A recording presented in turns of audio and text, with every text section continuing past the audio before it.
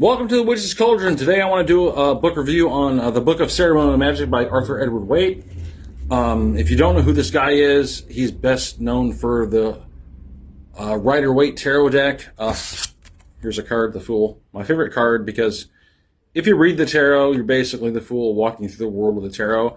I'm not a tarot reader per se. I have a couple tarot decks that I use for other things than divination. But this book is really good. This book is cool because originally this book was published under another name. Originally this book was called The Book of Black Magic and of Pacts, first published in 1898 by Arthur Edward Waite, and now he retitled it The Book of Ceremonial Magic, first published in 1910. So this book is really easy to read. It's not super scholarly. He has a lot of footnotes in here. And this is basically getting into all your historical grimoires and the first manuscripts that were found, the museums they're in. There's some grimoires that he doesn't really get in depth in because they're just questionable, but it's a good book. This is a good stepping stone for new practitioners of the occult or witchcraft or ceremonial magic. A lot of stuff's in here. On the back of the book, we have a whole thing of making the Hand of Glory, which is really cool. If you don't know anything about the Hand of Glory, do your research. It's the severed hand of a hanged man, which is supposed to give you magical powers, which are phenomenal. It's in this book. It's in this book. I love Arthur Edward Waite, okay? A lot of people want to boo-hoo him on the tarot deck, but hey, this guy was an occultist.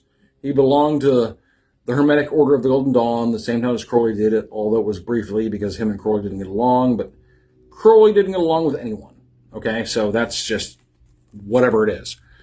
But eventually I think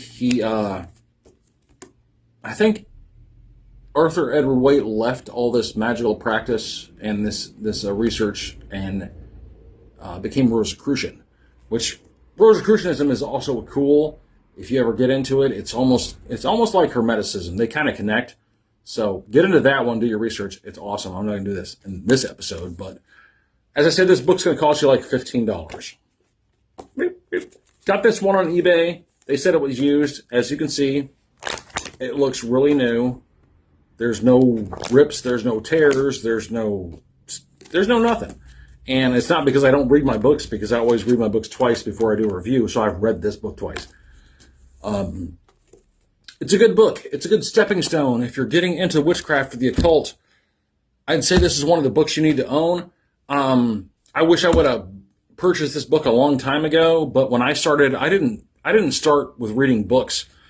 I just started on my intuition, and that's how I started my practice.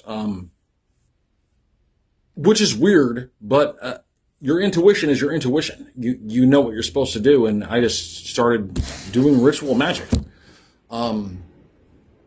That's my path. Your path is different.